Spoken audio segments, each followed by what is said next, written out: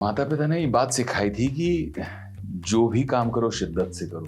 अच्छा। जैसे मैं ऐसे बेंड करके खड़ा था तो एक जूता उड़ते हुए आया अच्छा। और मतलब मेरे मुंह के ऐसे पार चला गया, ऐसे जस्ट ऐसे मिस करके गया। तो मैं शॉक हुआ कि ये कहाँ से आया जूता। क्रिश 4 भी आ रही है क्या? अब इसके बारे में तो बात नहीं कर सकता। ओमकारा जैसा काम फिर कब आएगा? जब विशाल भारद्वाज जैसे डायरेक्टर हमें फोन करेंगे तब आए। अगर मेरे पास ऐसा 2 कैम सेटअप होता तो और मेरा क्लोज होता तो मैं बोलता कि मेरे साथ मशहूर बिजनेसमैन है विवेकानंद ओबराय। पर चूंकि अभी आप कैमरे पे देख ही पा रहे हैं इनको। कैसे हैं सर? बहुत बढ़िया। आप कैसे हैं? ऐसा कह सकता हूँ मशहूर बिजनेसमैन। आई थिंक बिजनेसमैन कह सकते हैं, मशहूर का पता नहीं। अच्छा, मशहूर एक्टर तो है ही। ऊपर वाले की देन है, गॉड हैज बीन काइंड। क्या कुछ दुबई में क्या करना है आप लोग? बहुत बहुत कुछ मतलब प्लान हो रहा है, बहुत सारी चीजें। एक्वा आर्क क्या है, BMW क्या है, कुछ जरा बताइए हमें। ऐसा है कि हमारे भारतीयों की खासियत है हाँ। कि ये एक ही देश है जहाँ के लोग जब विदेश जाते हैं हाँ। तो जिस देश में जाते हैं वहाँ का भी भला करते हैं और अपने देश का भी भला करते हैं। हाँ। बाकी मैं ऐसे कोई देश की कम्युनिटी को जानता नहीं जो इतनी फेमस है, जो हर जगह, चाहे यूएस हो, यूके हो, चाहे दुबई हो, वहाँ लोकली इतना उनका कंट्रीब्यूशन हो, पीसफुल हो, प्यार में रहते हैं सब जगह घुल मिल के, जैसे दूध में चीनी और मिठास लाते हैं जीवन की, और हमेशा अपने देश और अपने जड़ से फिर भी जुदा नहीं होते हैं। हाँ। तो ये भारतीय कम्युनिटी का एक खासियत है। दुबई में आई थिंक यूएई के टोटल 1 करोड़ की पॉपुलेशन में शायद 45 लाख भारतीय हैं। अच्छा। और वहाँ हम भी एक छोटी सी ऑर्गेनाइजेशन है BMW, जहाँ पे हमने काफ़ी नाम कमाया है as a fast up and coming developer of luxury real estate. Iconic buildings बना रहे हैं, जैसे एक्वा आर्क है। आप अगर उसका आर्किटेक्चर देखें, डिज़ाइन देखें, तो लोग देख के कहते हैं माय गॉड, ये आप लोग बना रहे हैं।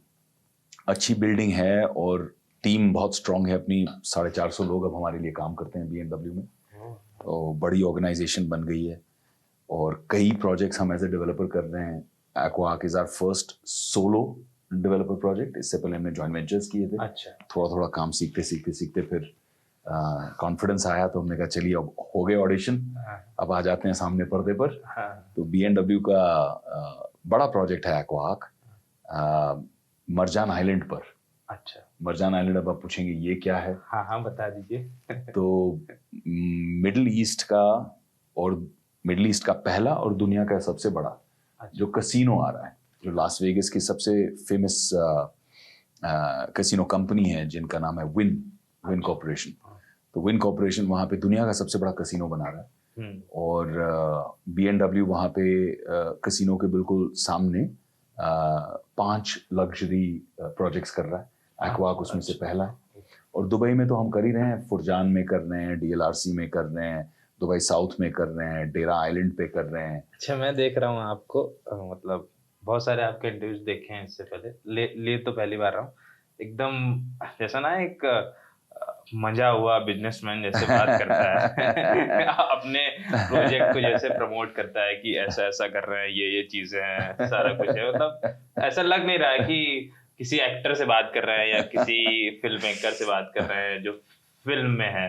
एकदम प्रॉपर उसमें ऐसा कुछ है कि अब एकदम प्लान कर लिया है कि बिजनेस ही करना है, या फिर माता पिता ने ये बात सिखाई थी कि जो भी काम करो शिद्दत से करो। अच्छा। जब मैंने अपना थिएटर में करियर शुरू किया था, तो मेरे साथ एक वाकया हुआ जहाँ मुझे ऐसा लगता था कि यार मैंने बहुत अच्छा ऑडिशन दिया है, लेकिन मुझे रोल दिया था बंदे के, मतलब दरबान का रोल नहीं होता है। हाँ। डंडा पकड़ के पीछे खड़े रहना है। और मैंने ऑडिशन किया था जो सामने बैठ के, जो राजा है उसके रोल के लिए। तो चिड़सी हो रही थी और पीछे खड़े रह के ना, कभी मैं ऐसे डंडा पकड़ के ऐसे बोर होके ऐसे, फिर ऐसे, क्योंकि जो राजा जिसको रोल दिया था आधे डायलॉग याद नहीं कर रहा था, वो भूलता था तो पीछे से मैं उसको डायलॉग सुना देता था। तो बड़ा इरिटेट सा हो रहा था मैं कि यार ये फ्रस्ट्रेशन आ रहा है मुझे कि ये जब आप योग्य हो और इस बंदर को दे दिया है। मतलब वो वाली फीलिंग आ रही थी कहीं। आई थिंक छोटा सा भी था, आई वाज यंग, शायद 17-18 साल का था। कब की बात है ये? 17-18 साल का था। अच्छा। तो अब तो कई दशक हो गए। तो जैसे मैं ऐसे बेंड करके खड़ा था तो एक जूता उड़ते हुए आया।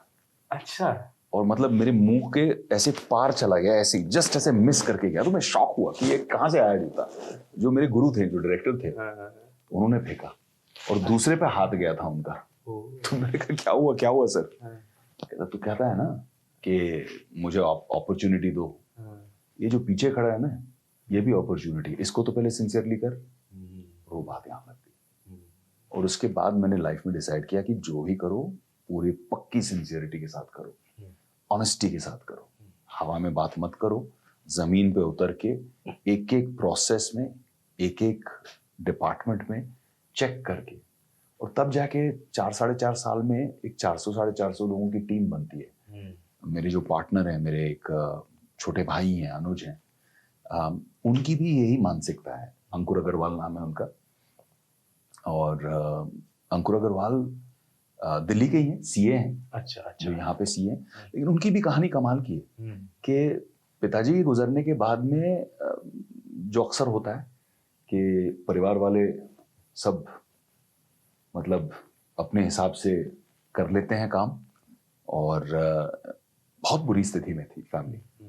तो ऐसी स्थिति में आके 5-6 साल की उम्र में जब आप हो और आपके पिताजी गुजर जाते हैं और आपके ऊपर बहनों की जिम्मेदारी है, माँ की जिम्मेदारी है, तो आप जिस शिद्दत से, जिस लगन से पढ़ते हो और एक कुछ अचीव करना, कुछ बनने की, जो आपकी कामयाब होने की जो आपके अंदर एक फायर होती है ना, वो अलग होती है। तो जब मैं अंकुर से मिला पहली बार, मैंने कहा यार ये मेरा छोटा भाई है।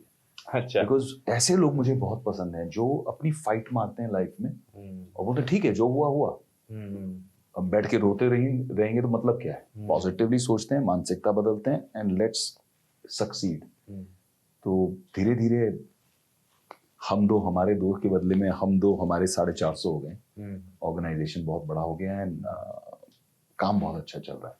Dubai as an investment destination भी बहुत अच्छी जगह है, क्योंकि लोग वहाँ पे पूरे दुनिया से यूनिट्स बाय कर रहे हैं, सिर्फ रहने के लिए नहीं, बल्कि क्योंकि कहीं ना कहीं वो यूनिट दिरहम और डॉलर पैक्ड हैं, तो एक अलग तरीके से वो डॉलर में ही यूनिट हो गए। अच्छा, और भी कहीं पे दुबई के अलावा भी, मतलब इन द सेंस यूएई, उधर हमारे कंट्रीज के अलावा भी और भी किसी देश, बीएनडब्ल्यू और भी कहीं? नहीं, बीएनडब्ल्यू का ओनली फोकस यूएई है। अच्छा, ओके। क्योंकि बूम इतना है अभी, ओके, और हमें लग रहा है कि अगले 10-15 साल यहाँ बूम रहेगा। अपॉर्चुनिटी बहुत है। दुनिया भर से लोग यहाँ सिर्फ रहने के लिए नहीं आते हैं, बल्कि जैसे दुबई का एग्जांपल ले लें, 30-35 लाख लोग की पॉपुलेशन है दुबई में जो रहते हैं, लेकिन 1.25 से 2 करोड़ लोग वहाँ छुट्टियां मनाने आते हैं। ओके। तो लोग इन्वेस्टर यूनिट खरीदते हैं और रेंट पे चढ़ा देते हैं। अच्छा। तो एक बहुत अच्छी बूम और वाइब है। अगर मैं दिल्ली में कोई प्रॉपर्टी बनाऊं तो दिल्ली वाले लोग या दिल्ली के आसपास वाले लोग खरीदेंगे, इन्वेस्ट करेंगे। जैसे आप यूएई जैसी जगह पे जाते हो, गोवा जैसी जगह पे जाते हो, तो ग्लोबल पूल हो जाता है। लोग बोलते हैं यार गोवा में मुझे घर चाहिए, दुबई में मुझे एक घर चाहिए, तो एक बिकम्स अ ग्लोबल पूल। और मरजान आइलैंड जो कसिनो आ रहा है, ये बहुत बड़ा टूरिस्ट अट्रैक्शन है। पूरे विश्व से लोग, करीबन 55 लाख लोग आने वाले हैं साल के। अच्छा, आप बार बार अपने पिता की बात कर रहे थे, बार बार कह रहे थे पिता ने ऐसा कहा, मतलब उनके भी, अग्रवाल जी के पिता की भी आप बात कर रहे थे। तो अभी मतलब क्या, जब बतौर एक्टर जब गए थे, एक्टिंग करने जब गए थे, या जब पढ़ाई किया आपने न्यूयॉर्क में, या फिर जो सारा कुछ किया आपने, चेन्नई में रहते थे, फिर इधर उधर, उसके बाद फिर अभी बिजनेस शुरू किया, तो उनसे क्या इंटरेक्शन होता है पापा से? कि पापा कहते हैं उनको? पिताजी को पिताजी डैड कहते हैं। अच्छा, डैड कहते हैं, तो प्यार से डैडा। अच्छा, डैडा। तो डैडा से क्या इंटरेक्शन होता है? वो क्या बोलते हैं इन सब चीजों पे? आई थिंक किसी भी बेटे और पिता का रिश्ता ऐसे होता है कि सिर्फ धंधे व्यवहार नहीं, बल्कि धंधा, धर्म, अपने अपने अनुष्ठान, अपने अनुशासन, अपना संस्कार, संस्कृति, विचारधारा, बहुत सारी चीज़ों का एक इन्फ्लुएंस होता है अलग अलग स्टेजेस पे। जब आप छोटे होते हैं तो अपने पिता को कंप्लीटली आइडलाइज करते हैं कि हीरो होते हैं मेरे सुपर हीरो हैं। फिर आप जैसे 15-16 साल के होते हैं थोड़ा फ्रिक्शन शुरू होता है, दो तलवार एक म्यान वाली बात, थोड़ा सा ये नहीं मैं अपनी सोच। फिर जब आप जैसे 25-30 साल के हो जाते हैं तो बोलते हैं यार डाडा सही कहते थे, तो वो एक वैल्यू जैसे आपकी एज होती है और जब आप खुद पिता बन जाते हैं तो उनके स्ट्रगल्स की आपने उनको कितना परेशान किया है, वो आपको क्या समझाने की कोशिश करते आप समझ नहीं रहे थे, कम्युनिकेशन कितना मुश्किल था। अच्छा ऐसा भी हो वो जाता सारी है कि चीजें जैसे आप बड़े जितना बड़े होते जाते हैं थोड़ा सा इमोशनल भी होते जाते हैं चीजों को लेकर। ऑलवेज। जैसे अभी मैं यहाँ लैंड हुआ हूँ आज सुबह सुबह दिल्ली में इवेंट के लिए, तो पहले मैंने यही किया कि फ़ोन उठाया, पिताजी को फ़ोन किया, माँ को फ़ोन किया कि माँ पेरीपना दिल्ली पहुँच गया हूँ, सेफ हूँ, आज इवेंट है। फिर वो इवेंट के लिए जब ब्लेसिंग देते हैं ना तो बहुत अच्छा फील होता है कि अब सब अच्छा होगा। पिताजी माँ जब ब्लेसिंग देते हैं, आशीर्वाद देते हैं, बेटा अब सब अच्छा होगा, इतना ही बोल देते हैं ना, वो इतना एक करेज दे देता है, एक धैर्य देता है, एक शांति दे देता है। वो आशीर्वाद का मतलब as you grow older you start to realise. जब मैं कुछ दिन पहले अभी आपसे ऑफ कैमरा में बात कर रहा था कि कुछ दिन पहले मैंने थिएटर में साथिया देखी तो दैट वाज डिफरेंट विवेक ओबराय। अभी एकदम मतलब आपको लगता है ना कि वो कुछ अलग था एकदम। और उस समय ना मैं देख रहा था आप साथिया भी कर रहे थे, उसके बाद फिर आपने उसी 2004 में आपने युवा भी की, उसके बाद मस्ती भी कर रहे थे आप, तो दो अलग अलग काइंड ऑफ सिनेमा कर रहे थे आप। साथिया वाला विवेक ओबरॉय और यहाँ जो आपके समक्ष बैठा है, आई थिंक वो एक ही सिक्के के दो पहलू हैं। स्क्रीन पे 20-22 साल पहले साथिया की थी, घर पे तो रोज ही साथिया करते हैं अपने साथिया के साथ। और जहाँ तक की मस्ती की बात है, वो तो ऐसी चीज़ है कि छूटती नहीं, क्योंकि 1, 2, 3 बन चुकी है और अब चौथी बनने जा रही है। तो मज़ा उसमें आ रहा है। तो शूट आउट हो रहा है उसका या फिर? हाँ, शुरू होगा सितंबर अक्टूबर में, शूट शुरू होगा। अच्छा। तो एज एन एक्टर अब लाइफ में एक पैशन के लिए, अच्छा, कि एज एन एक्टर एक हॉबी के लिए, एक पैशन के लिए, एक मजे के लिए कि यार ये रोल मजा आ रहा है, या ये मेरे दोस्त हैं इनके साथ काम करूंगा तो I will have a good time. अब as a challenge for an artist कि मैं ये रोल कर पाऊंगा क्या, इसमें महीनता क्या है, इसमें बारीकी क्या है, इसमें तराशने का मजा क्या आएगा। अब वो पर्सपेक्टिव वो हो गया है। अच्छा, अब वो दाल रोटी EMI वाला पर्सपेक्टिव नहीं रहा। एंड ऊपर वाले का आशीर्वाद है, इतना कुछ मुझे दिया है, शायद माता पिता का आशीर्वाद या अच्छे कर्मों का फल होगा। मुझे तो हमेशा ऐसे ही लगता है, इसमें कोई अहंकार नहीं रखना चाहिए लाइफ में सक्सेस का। But I think this gives me a lot of freedom. Krrish 4 भी आ रही है क्या? अब इसके बारे में तो बात नहीं कर सकता। अच्छा, मतलब खत्म करेंगे शो, थोड़ा लंबा कर गया, वरना वो आपको खत्म कर हाँ वही मैं कह रहा हूँ, खत्म ही करेंगे। बस मैं ये साइज देखा आपने? तो मैं ये कह रहा था कि बतौर एक्टर मतलब विवेक ओबराय जो काम करते हैं अभी, जैसे आपने बोला ना कि अब वैसा हो गया कि पैशन के लिए अच्छा लगता है कि दोस्त हैं उनके साथ, तो जब शुरू कर रहे थे साथिया या कंपनी जब शुरू कर रहे थे, अच्छा कंपनी का ऑडिशन का भी अलग अलग किस्सा सुनते हैं। जैसे राम गोपाल वर्मा कहते हैं कि पापा ने तस्वीर दी थी और आप एक जगह शायद कह रहे थे कि उन्होंने पहले मना कर दिया था, बोले कि फिर आपने 15 दिन का टाइम मांगा, ऐसा कुछ था क्या? हाँ, तो आई थिंक एक ही कहानी के कई पहलू हैं। हाँ। जब मैं न्यूयॉर्क से नया नया आया था, हाँ। तब भरत भाई शाह राम गोपाल वर्मा जी की एक फिल्म प्रोड्यूस कर रहे थे, जंगल। हाँ। तो उस समय पापा ने मेरी फोटोज भेजी थी, भरत भाई शाह ने एक कॉल किया था कि भाई जाके मिल लो, और मैं मिल के आया था। और उसमें एक पॉलिश्ड, क्योंकि मैं US से पढ़ के आया था, तो उनका पर्सपेक्टिव ये था कि ये लड़का जो है वो कोई बहुत ही पॉलिश्ड और सोफिस्टिकेटेड रोल में फिट होगा। तो फरदीन वाला रोल नहीं, फरदीन वाला रोल ऑलरेडी कास्ट हो चुका था। एक और रोल था जो आई थिंक उसके बाद एक बड़ा अच्छा मॉडल लड़का था, उसने किया वो रोल। तो उन्होंने मुझे वो कहा था, तो मैंने तभी कहा था कि नहीं सर, मुझे परफॉर्म करना है, एक्टिंग करनी है, सिर्फ एक सूट पहन के अच्छा नहीं लगना है।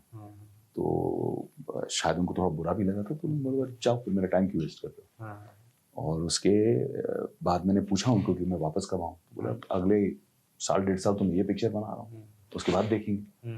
तो फिर मैं 1.5 साल स्ट्रगल करता रहा, और फिर जब सुनने में आया कि कंपनी बन रही है तो फिर आगे की कहानी। ओके, फिर मिक्स फिर चला गया, मैंने कहा पुराने तरीके से नहीं करेंगे, खुद जाके मशक्कत करके ऑडिशन करेंगे। अच्छा, तो अभी खत्म करते हैं, पर मैं बस इतना पूछना चाहता हूँ कि अब ओमकारा जैसा काम फिर कब आएगा? जब विशाल भारद्वाज जैसे डायरेक्टर हमें फोन करेंगे तब आएगा। वो बहुत डिफरेंट काम है, बहुत मुझे पसंद है वो। एक artist, I think as an actor at least, या तो आप खुद प्रोड्यूस कर रहे हो हाँ। और आप पिक कर रहे हो, और शायद मैं अगले साल से वही करूंगा। अच्छा, कि बिजनेस स्टेबल है, सब कुछ अच्छा चल रहा है, उधर का पैसा इधर फिल्मों में। अब पैसा ही नहीं होता ना। हाँ। पैसा होता है, पैशन होता है, नोहा होता है, एग्जीक्यूशन की कैपेबिलिटी होती है। मतलब लोगों को लगता है पैसा है तो फिल्म बन जाएगी। हाँ। अगर ऐसा होता तो हर अमीर आदमी फिल्म बना सकता था। सही बात है। फिर संजय बंसाली क्यों चाहिए आपको? हाँ। फिर ब्रिलियंट जो टैलेंटेड डायरेक्टर्स हैं, संदीप वंगा रेड्डी हैं, पैसा तो नहीं था उनके पास, उन्होंने बनाई पिक्चर। तो I think it has a combination of many things. तो अब हम एम्पावर करते हैं। कल ही मैं लंदन में था तो नवाज भी थे, और वो कह रहे थे कि मेरी लाइफ में 2 बार, मैं तो ऐसी ऑडियंस में बैठा था, उनका मेरी खत्म हो गई थी इवेंट, उनकी चल रही थी, फिर मैं उनके सामने बैठा और वो बोल रहे थे, तो उन्होंने स्टेज से कहा कि भाई ने 2 बार मेरे लिए एक प्रोजेक्ट सेटअप किया, और परफॉर्मेंस का मुझे जहाँ रोल था, मुझे अपॉर्चुनिटी दी, कही कि यार ये रोल आपको करना चाहिए। तो उन्होंने एक्नॉलेज किया। ये जो एक प्यार है एक आर्टिस्ट टू आर्टिस्ट, इसकी जो एक सेटिस्फैक्शन और फीलिंग है वो बहुत अच्छी है। और खुद की एज एन आर्टिस्ट एक भूख रहती है कि ये साल में अब 20-22 साल हो गए करियर को, 50-60 फिल्में कर ली, सारे अवार्ड जीत लिए। अब how do you challenge yourself, how do you perform not only for yourself but for your fans to show them something new and feel satisfied? अब वो जर्नी शुरू होगी। कौन कौन सी फिल्में कर रहे हैं अभी के लिए? तो जो मैं बात कर सकता हूँ वो है मस्ती 4, क्योंकि वो अनाउंसमेंट आ चुकी है। अच्छा, हाँ। आगे जो अनाउंसमेंट्स नहीं हुई हैं उनके बारे में थोड़ा बात करना मुश्किल है। अच्छा, ठीक है, चलिए। और बात करनी, लंबी बात करनी चाहिए थी, फिलहाल चूंकि हम लोग, मौका कुछ और था, फिल्मों का मौका नहीं था, तो पर उसी में थोड़ा सा एक छोटी सी झीनी सी दरार थी, उससे मैंने पूछ लिया है ताकि आप लोगों को शिकायत न रहे। तो जब फिर मिलेंगे, मस्ती 4 आएगी, उम्मीद करते हैं तब हम लोग और बातचीत करेंगे। Thank you sir, thank you sir, thank you.